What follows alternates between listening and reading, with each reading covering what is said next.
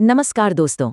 क्या आप जानते हैं कि हमारे घर आंगन में लगा हुआ एक छोटा सा पौधा तुलसी वास्तव में एक देवी का अवतार है।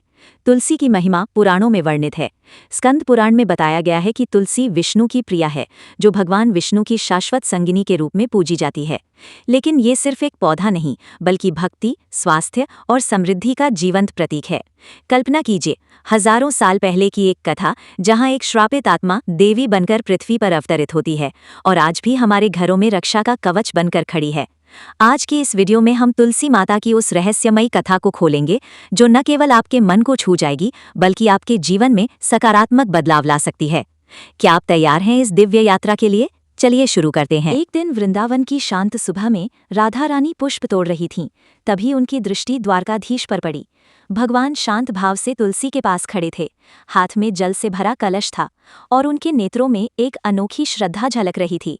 राधा मुस्कुरा पड़ी और बोली, मैं रोज देखती हूँ रुक्मिणी जी कितने प्रेम से तुलसी को जल चढ़ाती हैं, दीप जलाती हैं। ऐसा क्या रहस्य है इस तुलसी में? और फिर बड़े प्रेम से कुछ कहती भी हैं। ऐसा क्यों करती हैं वो? इस तुलसी में ऐसा क्या रहस्य है? द्वारकाधीश ने मुस्कुराते हुए राधा की ओर देखा और बोले, राधे, आज तुमने बहुत सुंदर प्रश्न किया है। इसका रहस्य बहुत पुराना है, एक ऐसा रहस्य जो हर घर की समृद्धि और सुख से जुड़ा हुआ है। जो भी स्त्री या पुरुष इस कथा को श्रद्धा से सुनेगा, उसके जीवन से दरिद्रता दूर होगी और सौभाग्य बढ़ेगा। फिर द्वारकाधीश ने धीरे धीरे तुलसी महिमा की कथा आरंभ की। एक गांव में श्यामलाल नाम का एक व्यापारी रहता था। वो बहुत संपन्न था, घर में सब था, पैसा था, सुख था, पर एक चीज नहीं थी, और वो थी संतान। श्यामलाल और उसकी पत्नी दोनों बहुत दुखी रहते थे। कहने लगे, हमारी दौलत सब है, पर मन को सुकून तभी मिलेगा जब पुत्र होगा।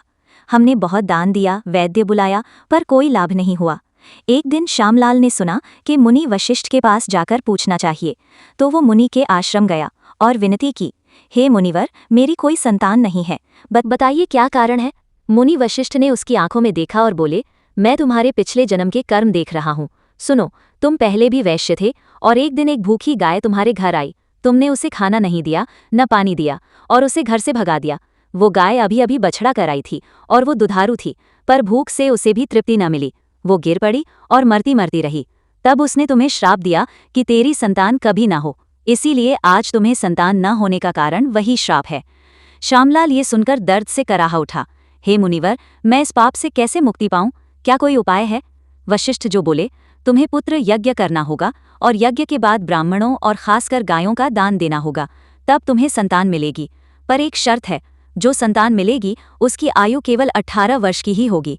श्यामलाल ने कहा, थोड़ी सी आयु है, पर पाप से मुक्ति मिले तो चलो यज्ञ करते हैं। उन्होंने बड़े आयोजन से पुत्र यज्ञ किया, अनेक ऋषियों को बुलाया और विधि पूरी की। तभी अग्निदेव ने प्रकट होकर कहा, श्यामलाल, तुम्हारा यज्ञ सफल हुआ है, तुम्हें पुत्र मिलेगा, परंतु उसकी आयु केवल 18 वर्ष होगी।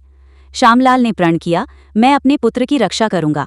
यज्ञ संपन्न हुआ और कुछ समय बाद उनकी पत्नी ने एक तेजस्वी पुत्र को जन्म दिया। माता पिता ने सभी संस्कार पूरे किए और बालक को गुरुकुल भेज दिया। ये बालक बुद्धिमान और गुणी था, पर मुनि वशिष्ठ का वचन सदैव मन में एक चिंता बनकर रहा कि उसकी आयु केवल 18 वर्ष की है। जैसे ही बालक की उम्र 16 वर्ष हुई, माता पिता ने उसे विवाह योग्य मानकर विवाह की बात उठाई। पत्नी बोली, हमें विवाह कराना चाहिए, वरना उसकी पत्नी विधवा रह जाएगी और जीवन भर तरसेगी। हमने अपने पुत्र के लिए सुभद्रा नाम की एक गुणी और समर्पित कन्या खोज ली। सुभद्रा गरीब घर की थी, पर चरित्रवान और पतिव्रता थी। सुभद्रा को ये नहीं बताया गया कि उसके पति की आयु केवल 18 वर्ष की है। विवाह हुआ और सुभद्रा ने सबका मन जीत लिया। वो सास ससुर और अपने पति की सेवा करती और मधुर वाणी से सबका दिल जीत लेती। समय बीता और वो दिन निकट आया जब श्यामलाल का पुत्र मरने वाला था। माता पिता घबरा उठे। उन्होंने बहू सुभद्रा को बुलाया और दुखी होकर कहा, बेटी, हमें माफ कर देना, हमने तुमसे एक बात छुपाई थी। तुम्हारे पति का जीवन केवल 18 वर्ष का है। सुभद्रा ने शांत होकर कहा, मुझे परेशान मत करो, मैं अपने पति की रक्षा करूंगी। मुझे बस तुलसी के पास दीपक जलाना होगा और एक जल का घड़ा और गाय चाहिए। सुभद्रा को वही सब मिला और उसने कहा, मैं सारी तैयारी कर लूंगी।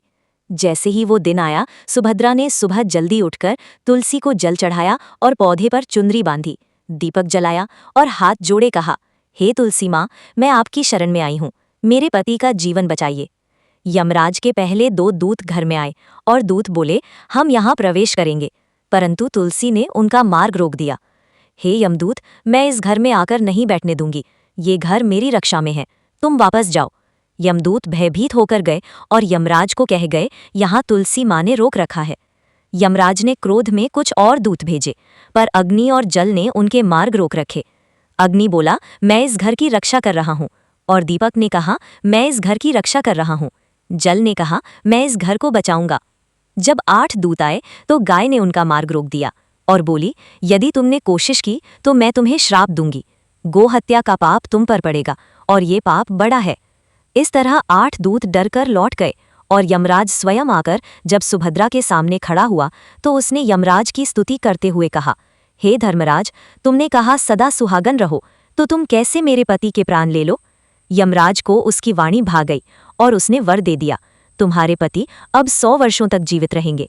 यमराज ने कहा, जो भी स्त्री अपने घर के सामने तुलसी लगाकर रोज शाम दीपक जलाए और घर के सामने गाय बंधी रहे और जल रखा हो, उसके घर में मेरे दूत प्रवेश नहीं करेंगे।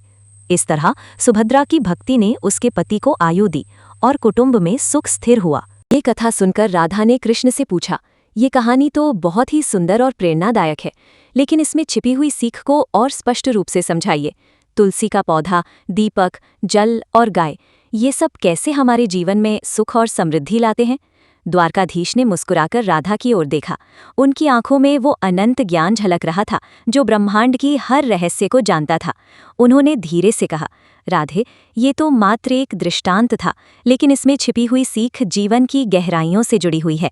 तुलसी का पौधा, दीपक और जल, ये सब श्रद्धा के प्रतीक हैं, जबकि गाय का बंधना धर्म और दया के प्रतीक है। ये चीज़ें न केवल घर को पवित्र बनाती हैं, बल्कि परिवार को विपदाओं से बचाती हैं और सौभाग्य को आमंत्रित करती हैं। अब मैं तुम्हें विस्तार से समझाता हूँ। द्वारकाधीश ने अपनी मधुर वाणी में बात आगे बढ़ाई। सुनो राधे, पहले उस गांव में एक और घटना हुई थी जो इस सिद्धांत को और भी स्पष्ट कर देती है। उस गांव का नाम था गोवर्धनपुर, जो वृंदावन से कुछ दूरी पर बसा हुआ था। वहां की हरी भरी वादियां, नदियां और खेत खलिहान जीवन की सरसता से भरे हुए थे। लेकिन जीवन की सच्चाई ये है कि सुख और दुख दोनों ही साथ साथ चलते हैं। उस गांव में 2 बहनें रहती थीं, एक का नाम वैदेही था और दूसरी का नाम करुणा। दोनों बहनों की पारिवारिक स्थिति अलग अलग थी, लेकिन वो बचपन से ही एक दूसरे की सखी थीं। वैदेही का घर गांव के बीचों बीच था, जहां सुबह सुबह मुर्गे की बांग और गायों की घंटियों की ध्वनि से दिन की शुरुआत होती थी। वैदेही एक भली और धर्मपरायण स्त्री थी। वो अपने घर को संभालती थी जैसे कोई माँ अपने बच्चे को पालती है। उसके घर के सामने एक छोटा सा तुलसी का पौधा लगा हुआ था, जो हवा में लहराता हुआ लगता था, मानो स्वयं विष्णु का आशीर्वाद हो। वैदेही हर शाम को उस तुलसी के पास एक छोटा सा दीपक जलाती थी। वो दीपक घी से भरा होता था और उसकी लौ इतनी शांत और स्थिर होती थी कि देखने वाले को लगता कि वहां कोई दिव्य शक्ति निवास कर रही है। वैदेही दीपक जलाते समय मन ही मन प्रार्थना करती, हे तुलसी माँ, मेरे परिवार को सुख शांति प्रदान करो, रोग व्याधि दूर रहें और घर में सदैव प्रेम बना रहे। उसके घर के सामने हमेशा एक गाय बंधी रहती थी, जिसकी सेवा वो स्वयं करती थी। गाय को हरा चारा खिलाना, उसकी पीठ सहलाना और कभी कभी उसके साथ बातें करना, ये सब वैदेही के दैनिक कर्मों का हिस्सा था। वो मानती थी कि गाय केवल एक पशु नहीं, बल्कि गौ माता है, जो पृथ्वी पर सभी जीवों की माँ का रूप है। दूसरी ओर करुणा थोड़ी लापरवाह स्वभाव की थी। उसका घर गांव के किनारे पर था, जहां हवा थोड़ी तेज चलती थी और कभी कभी धूल उड़ती रहती थी। करुणा को घर संभालने में ज्यादा रुचि नहीं थी। वो सोचती थी कि जीवन तो बस जीना है, धार्मिक कर्मों में क्या रखा है। उसके घर के सामने न तो तुलसी का पौधा था, ना ही कोई दीपक जलाने की परंपरा। गाय की तो बात ही छोड़ो, वो तो कभी कभी पड़ोस से आए गाय को भी भगा देती थी, कहती कि यहाँ जगह नहीं है, जाओ कहीं और। करुणा का जीवन व्यस्त था, लेकिन उसमें वो शांति नहीं थी जो वैदेही के जीवन में थी। वो छोटी छोटी बातों पर चिड़चिड़ाती और घर में कलह का माहौल रहता। वक्त बीतता गया। समय की धारा में दोनों बहनों के जीवन अलग अलग दिशाओं में बहते चले गए। वैदेही के घर में सुख और शांति बनी रही। उसके पति एक किसान थे जो खेतों में मेहनत करते थे और बच्चे स्वस्थ और खुशहाल थे। घर में कभी अन्न की कमी नहीं हुई और पड़ोसी भी वैदेही की प्रशंसा करते थे। वो गांव की सभा में जाती, जरूरतमंदों की मदद करती और दान पुण्य में कभी पीछे नहीं हटती। एक बार जब गांव में एक गरीब परिवार की झोपड़ी जल गई तो वैदेही ने अपने घर से अनाज, कपड़े और कुछ पैसे देकर उनकी मदद की। लोग कहते, वैदेही जैसी स्त्री मिलना मुश्किल है, उसके घर में तो देवी लक्ष्मी का वास है। वहीं करुणा के घर में अक्सर संकट आते रहते। कभी पति की तबीयत खराब हो जाती, कभी फसल खराब हो जाती और कभी बच्चे बीमार पड़ जाते। करुणा सोचती कि ये सब किस्मत की बात है, लेकिन वो ये नहीं समझ पाती कि उसके लापरवाह स्वभाव और धार्मिक कर्मों की उपेक्षा ने उसके जीवन में अंधेरा फैला रखा था। एक बार गांव में भयंकर सूखा पड़ा। नदियां सूख गईं, खेत बंजर हो गए और अन्न की कमी हो गई। पूरा गांव भूखमरी के कगार पर था। लोग प्रार्थना करने लगे, मंदिरों में जाकर देवताओं से वर्षा की कामना करने लगे। करुणा के घर पर इस संकट का सबसे ज्यादा प्रभाव पड़ा। उसके घर का अनाज खत्म हो गया, बच्चे भूख से रोने लगे और पति बीमार पड़ गया। करुणा रो रो कर वैदेही के पास गई और बोली, बहन, मेरे घर में तो कुछ नहीं बचा, क्या करूं? ये सूखा हमें ले डूबेगा। वैदेही ने उसे गले लगाया और कहा, चिंता मत करो, मैं तुम्हारी मदद करूंगी। लेकिन पहले ये समझो कि जीवन में छोटे छोटे कर्म कितने महत्वपूर्ण हैं। वैदेही के घर पर विपदा का प्रभाव कम पड़ा। क्यों? क्योंकि वैदेही ने अपने घर में छोटे छोटे धार्मिक कर्म किए थे। उसने लोक में दान दिया, जरूरतमंदों की सहायता की और तुलसी के पास दीपक जलाकर रोज प्रार्थना की। उसके घर के बाहर गाय की सेवा करने से घर में सकारात्मक ऊर्जा बनी रही। सूखे के समय भी वैदेही के खेतों में थोड़ी बहुत फसल उगाई और घर में संचित अनाज से वो न केवल अपना परिवार चला सकी, बल्कि पड़ोसियों की भी मदद की। ये कथा बताती है कि धार्मिक नियम मात्र रूपक नहीं है, बल्कि अगर भक्ति के साथ निभाए जाएं तो जीवन में वास्तविक परिणाम लाते हैं। ये भी सिखाती है कि जटिलताओं को समझकर और विनम्रता से काम लेकर विवादों से बचा जा सकता है। जैसे परोपकार और दया से हर रिश्ता मजबूत होता है। वैदेही की दया ने न केवल उसके परिवार को बचाया, बल्कि पूरे गांव में प्रेरणा का स्रोत बन गया। करुणा ने वैदेही से सीख ली और धीरे धीरे अपने जीवन में परिवर्तन लाई। उसने घर के सामने तुलसी का पौधा लगाया, शाम को दीपक जलाना शुरू किया और गाय की सेवा करने लगी। कुछ ही महीनों में उसके जीवन में सकारात्मक बदलाव आए।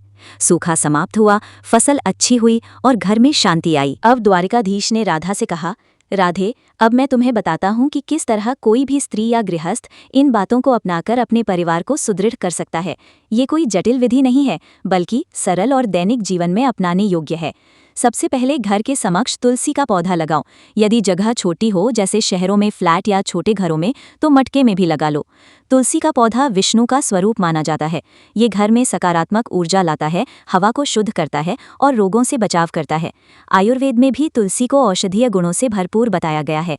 ये सर्दी, खांसी, पाचन संबंधी समस्याओं और तनाव से राहत देती है। लेकिन इससे ज्यादा महत्वपूर्ण है उसकी आध्यात्मिक शक्ति। तुलसी को लगाते समय मन में श्रद्धा रखो, उसे पानी दो और उसकी पत्तियों को कभी न तोड़ो बिना जरूरत। हर सुबह और शाम को उसके चारों ओर परिक्रमा करो और ओम विष्णु का जाप करो। इससे घर में देवताओं का वास होता है। दूसरा, रोज शाम को एक दीपक जलाओ। दीपक को शुद्ध मन से जलाना चाहिए।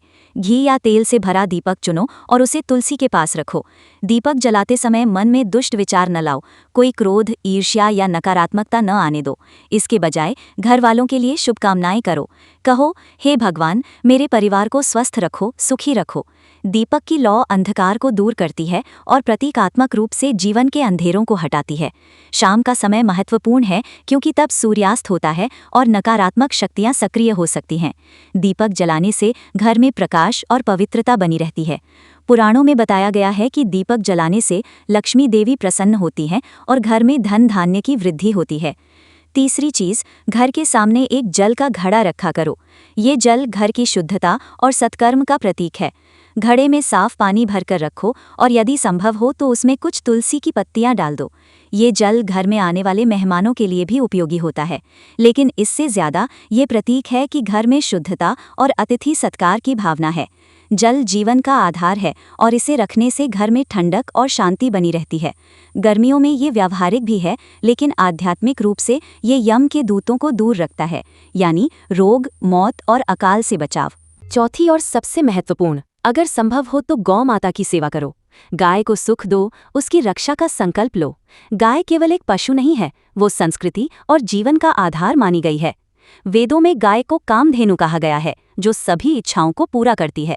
गाय का दूध, गोबर, मूत्र सब कुछ उपयोगी है। गोबर से घर लीपने से कीटाणु दूर रहते हैं और दूध से स्वास्थ्य मिलता है। लेकिन सेवा का मतलब है दया। उसे चारा दो, पानी दो और यदि कोई आवारा गाय हो तो उसे आश्रय दो। यदि घर में गाय बंधी हो या आसपास कोई सहयोगी हो तो उसके प्रति दयालु रहो। गाय की सेवा से पापों का नाश होता है और पुण्य की प्राप्ति होती है। पुराणों में कहा गया है कि गाय की पूंछ पकड़कर नदी पार करने से मोक्ष मिलता है। इन सब बातों से घर में यम के दूतों का मार्ग बंद हो जाता है, यानी रोग, मौत, अकाल और प्रकोप से बचाव होता है। लेकिन सबसे बड़ा तत्व है भक्ति और सत्यनिष्ठा। घर में जब पत्नी और पति छोटे छोटे धार्मिक कर्मों का पालन करते हैं और सत्कार्य करते हैं तो किस्मत बदलती है। भक्ति का मतलब है हृदय से ईश्वर को याद करना, न कि मात्र रस्में निभाना। सत्यनिष्ठा से जीवन में विश्वास बढ़ता है और परिवार मजबूत होता है। उदाहरण के लिए, यदि कोई स्त्री रोज तुलसी की पूजा करती है तो उसके मन में शांति आती है, जो घर के वातावरण को प्रभावित करती है। पति यदि गाय की सेवा करता है तो वो दया सीखता है, जो रिश्तों में मिठास लाता है। बच्चे इन कर्मों को देखकर संस्कार ग्रहण करते हैं और आने वाली पीढ़ी धार्मिक बनती है। राधा ने ध्यान से सब सुना और कृष्ण से कहा, ये ज्ञान तो अमृत के समान है, लेकिन आज के युग में लोग इन बातों को भूल गए हैं। द्वारकाधीश ने कहा, हाँ राधे, आज का युग कलयुग है, जहाँ भौतिकता हावी है, लेकिन जो इन सिद्धांतों को अपनाते हैं वे सुखी रहते हैं। अगर आपको ये धार्मिक और प्रेरणादायक कहानी पसंद आई हो तो कृपया हमारे चैनल से जुड़ जाइए, क्योंकि हम हर बार ऐसी ही नई नई भक्ति और जीवन से जुड़ी सच्ची कहानियां लेकर आते हैं। इन कहानियों में न केवल मनोरंजन है, बल्कि जीवन की गहराइयां छिपी हैं। हमारी कहानियां पुराणों, वेदों और लोक कथाओं से प्रेरित होती हैं, जो आज के संदर्भ में प्रासंगिक हैं। उदाहरण के लिए, एक कहानी में हमने रामायण के एक प्रसंग को आधुनिक परिवार की समस्या से जोड़ा था, जहां सीता की भक्ति ने रावण जैसे संकटों से मुक्ति दिलाई।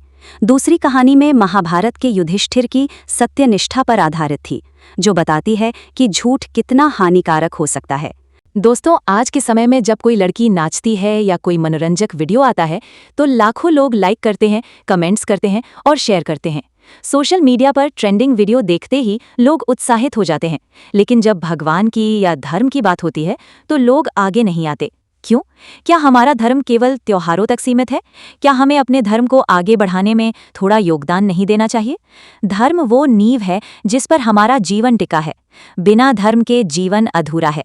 आज के युवा सोशल मीडिया पर समय बिताते हैं, लेकिन यदि वे थोड़ा समय भक्ति में लगाएं तो उनका जीवन बदल सकता है।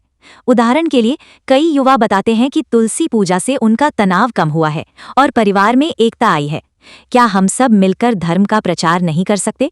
एक छोटा सा प्रयास, एक लाइक, एक शेयर किसी के जीवन में रोशनी ला सकता है।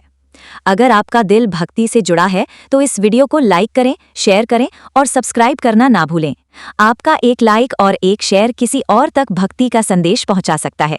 कल्पना कीजिए, यदि आपका शेयर किसी ऐसे व्यक्ति तक पहुंचे जो जीवन में हताश है और ये कहानी पढ़कर वो तुलसी पूजा शुरू करे, तो उसका जीवन बदल जाएगा। हमारा चैनल इसी उद्देश्य से बना है, भक्ति को घर घर पहुंचाना। हमारी चैनल में राम कथा, कृष्ण लीला, शिव महिमा और तुलसी महात्म्य जैसी श्रृंखलाएं हैं।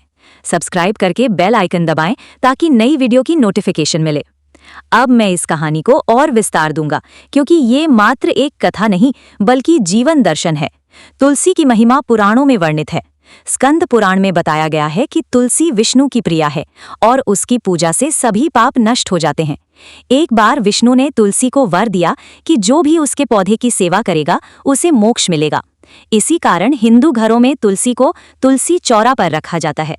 वैज्ञानिक दृष्टि से भी तुलसी ऑक्सीजन छोड़ती है और मच्छरों को दूर रखती है। दीपक जलाने की परंपरा अग्निदेव की पूजा है। अग्नि प्रकाश, ऊर्जा और शुद्धि का प्रतीक है। वेदों में अग्नि को देवताओं का मुख कहा गया है। जल का घड़ा वारुण देव का प्रतीक है, जो जल तत्व को नियंत्रित करते हैं। गाय की सेवा से हम पर्यावरण की रक्षा करते हैं, क्योंकि गाय कृषि का आधार है। गोबर से जैविक खाद बनती है, जो मिट्टी को उपजाऊ बनाती है। एक और दृष्टांत सुनो। एक शहर में एक आधुनिक परिवार रहता था।